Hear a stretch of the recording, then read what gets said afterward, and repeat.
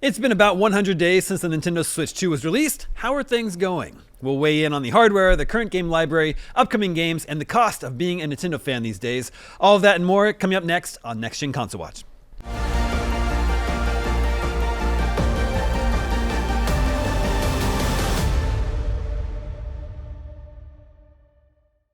Welcome back to Next Gen Console Watch, our show discussing the latest gaming hardware. I'm Damon Hadfield, and joining me this week are Logan Plant from Nintendo Voice Chat, Ryan McCaffrey from Podcast Unlocked, and Max Scoville from Podcast Beyond.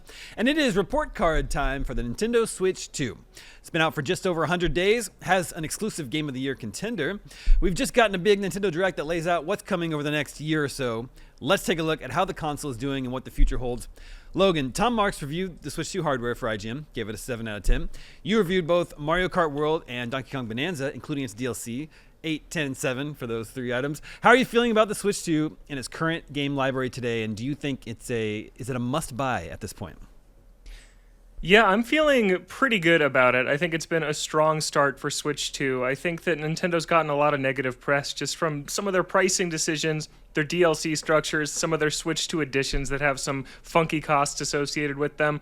And if the Switch 2 is a must-have, I mean, I think so, because I think Donkey Kong Bonanza is one of the best games Nintendo's ever made. I think that's going to be a must-get this holiday season with a strong lineup over the next few months as well. I think it's been a really good start. I think I'm probably hovering around a B+ so far for the start. I think Mario Kart World is great. I think Donkey Kong Bonanza is one of the Game of the Year contenders, but some of the stuff around the edges hasn't been as strong. Well, let's dive into some of those titles you mentioned. Mario Kart World, it's the pack-in if you get the bundle, the $500 bundle. In my opinion, it's not a bad game by any means, but it's a pretty big whiff on several measurements. That open world is really lifeless and empty, and it's when you compare it to other games that cost less, like Mario Kart 8 Deluxe and Donkey Kong Bonanza, they have so much more content, I think, packed in. So making this the first game that they price at $80 is a little bit suspicious, I think. And then Donkey Kong Bonanza, like you say, great, amazing game.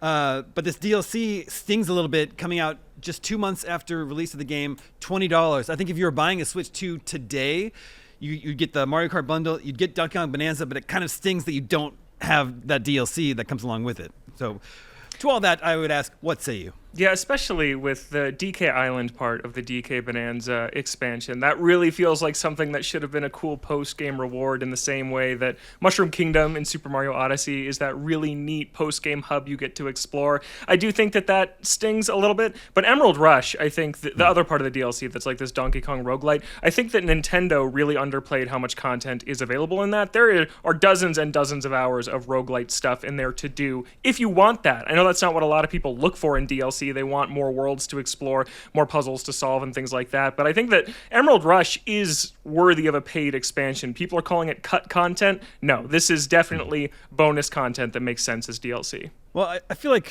when I look at, there's a lot of excitement about the Nintendo Switch 2 at launch. We know it's selling very well, fastest selling Nintendo console ever, if not just console ever in North America.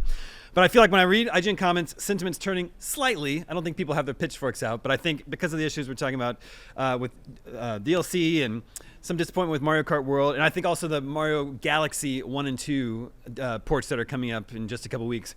Yeah, $70 crazy for the package, whereas Mario All-Stars was 3 games for $60 and included one of the games, half of the games in the Mario Galaxies package. So let me toss it to someone else for a moment first. Ryan, how are you feeling about your Switch 2 today? And are you also picking up just sort of a little bit of a turn against Nintendo recently? Yeah, I think the launch hype has died down, and we're sort of settling into it's like the honeymoon phase is over, right? And it's like, right, all right, we're married, now what? And yeah, things are a little quiet at the moment. I mean, I really like Donkey Kong Bonanza. It's not quite hitting for me the same way that it's hitting for Logan and other people. I respect the heck out of his opinion. Certainly, I don't disagree with his assessment of it, but it's not grabbing me the way that I hoped it would after all of the hype coming out of the reviews and into launch. But it is excellent. And Mario Kart, I have to agree with you, Damon. I played it at launch. I happened to be traveling down to IGN Live, our events in LA, right when it came out. But I haven't touched it since. There have been so many other games, and as you said, the open world's pretty empty. Kart's not hitting super hard for me. And then we all know on this show, I'm such a big Mario fan, and particularly just waiting and waiting and waiting for that next big 3D Mario. I had the privilege of reviewing the last big 2D Mario 2 years ago, Super Mario Wonder, which I happily gave a 9 out of 10 to and stand by that.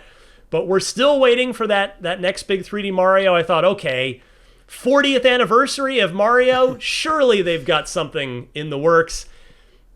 If they do, it's not coming out for the 40th anniversary. Instead, as you mentioned, the sort of, well, on Switch 2 4K re-release of Galaxy and Galaxy 2. Now, for me, those two games rank extremely high in my 3D Mario listing, ranking of those games. When Galaxy 1 came out, I thought that was just such a transformative game in terms of the evolution of 3D platforming. And then Galaxy 2 didn't hit as hard because it was just more of the same, but I think it's a better game. It adds Yoshi. So they're great. The pricing still stings. Am I going to play them again? Yes, I am. So I'm part of the problem. But so the last Nintendo Direct, like, it was solid. The new Yoshi game does look cool with that storybook art style. I'm definitely excited for that. I will say, and I'm going to put my heat shield on here to protect me from the flames that will come from the comments. I really have not been impressed at all with Metroid Prime 4 Beyond at all. And I mean from the jump, but especially the release date trailer, which theoretically it's from a pretty finished version of the game. It starts with this open world desert motorcycle section, and it just was so barren and so just visually not good looking. And on top of that, I am just of the opinion, I haven't played it yet, but it looks like it was a game designed 15 years ago. Like, it just looks like a 15-year-old game mechanically. And maybe that's what Metroid Prime fans want, but it's just, I don't know, it's really, really not doing anything for me. So we'll see when it comes out, but all of that kind of taken into consideration, I think I'm probably a C+ on the report card for Switch 2's first 100 days. Bonanza's excellent, but they're just, I do think, to answer a question you posed in the beginning there, Daemon, that I don't think you need to get a Switch 2 yet. I don't regret buying one at launch. I mean, in this day and age, the price could go up. That was one of the reasons I didn't feel any remorse about getting that launch day order. But yeah, I don't think it's a must-have yet. Max, how about you? Is the Switch 2 a must-have for Nintendo fans? Well, I think these guys pretty much just said everything. As far as like rating the thing, I'm gonna land squarely between Logan and Ryan. I think it's a solid B. I do think there's a strong argument for picking one up because things do keep getting more expensive. That seems to be the running theme this console generation. And Donkey Kong Bonanza is a phenomenal video game. I had such a blast with that. Damon, totally with you on Mario Kart being a little bit of a disappointment, but I'm still holding out hope that maybe it's one of those long tail games where it continues to get support post-launch. It's a little bit sort of, frustrating that we haven't gotten any kind of communication about what their plan is for that, but it's Nintendo. They kind of play things close to the chest. Yeah, I mean, I think a lot of the thrill of the Switch 2 for me is the fact that I've been kind of like a cross-platform gamer for so long, and a lot of the stuff that is coming to Switch 2 is ports and re-releases of games that came out on other platforms. And for anybody who didn't, who's exclusively a Nintendo player, I think they're in for a real treat. I think it's a really going to be a really awesome library because it's a lot of publishers double dipping on killer games that came out 5-10 years ago, what have you. There's a bunch of great games that came out in the last console generation, and it's cool to see them get a new lease on life. As for original exclusive stuff, I don't really have a dog in the fight in terms of Metroid Prime. I'm kind of more of an old school Super Metroid kind of guy, but I was not blown away by the the reveal. I think it looks all right. It's fine. Whatever. Motorcycle's cool. I think adding a motorcycle to a video game is always an improvement. But as far as it being, this fall's killer app, between that and Kirby Air Riders, I feel like a little bit, they could maybe bring out something else. But all that aside, that last Nintendo Direct was amazing. Like, that was a really, really fun lineup, and I think there's a lot to look forward to. I think next year especially is going to be absolutely killer. But as far as the first 100 days of new Nintendo hardware, it's solid, but not mind blowing, but also not a disaster, which is better than it has been for certain consoles that shall remain nameless.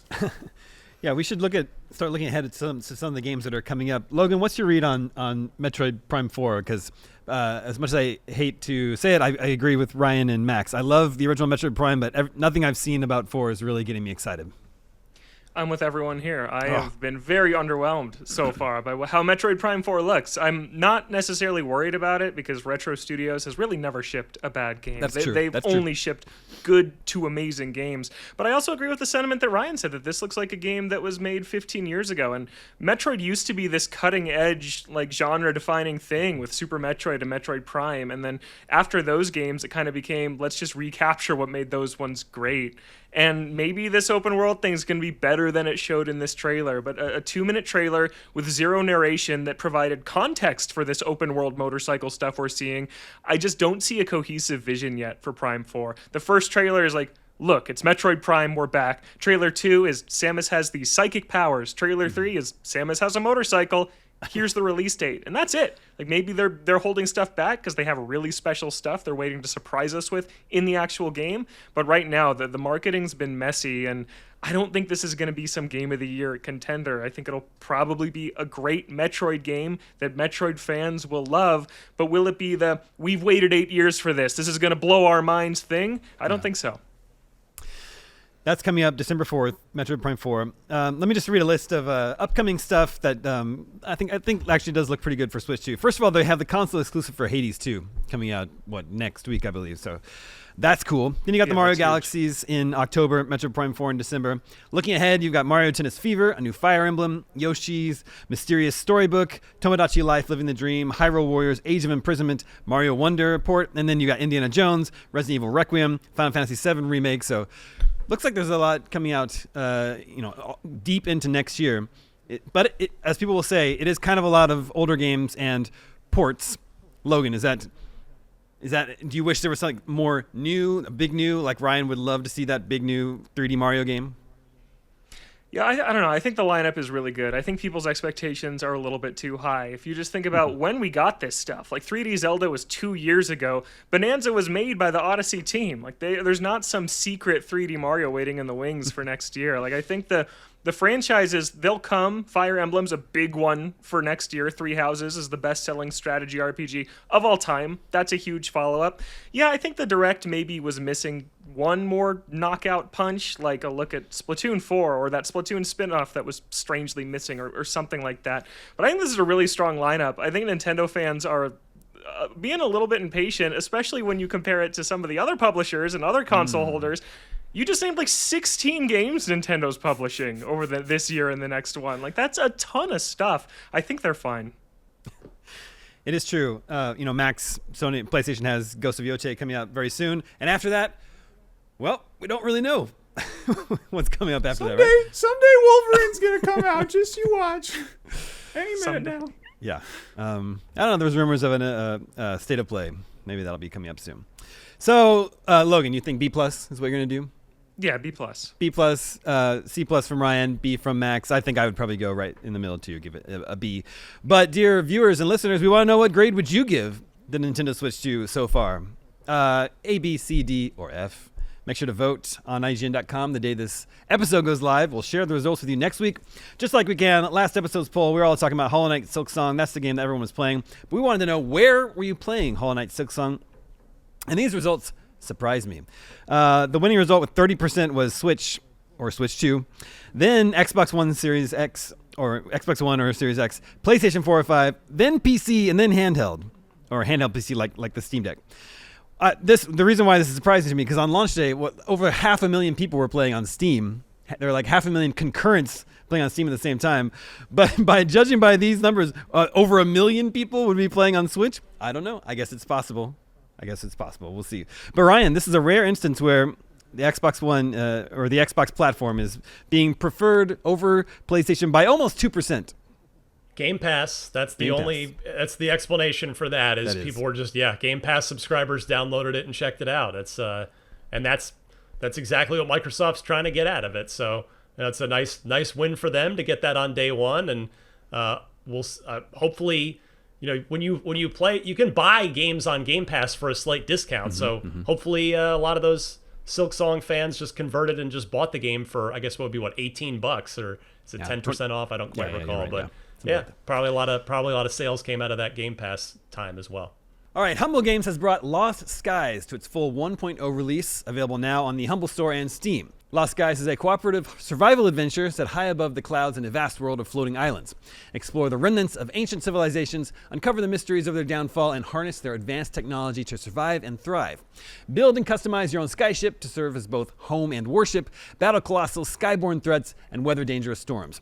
With seamless traversal using climbing, gliding, and a physics-based grappling hook, every landmark on the horizon is within reach as you shape your own survival story. Lost Skies is out now with a 25% launch discount on the Humble Store, and Humble Choice subscribers can save up to an additional 20% off the launch discount.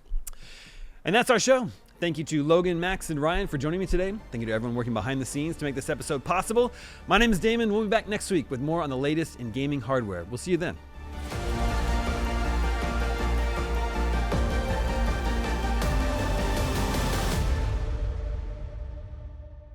This episode of Next Gen Console Watch was produced by myself, Damon Hatfield, and Jobert Atienza. Technical direction is by Jobert Atienza, with technical production by Marian Franzen and Amir Rakib.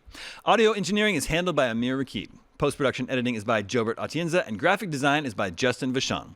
Next Gen Console Watch is an IGN production and part of the Geek Media Network.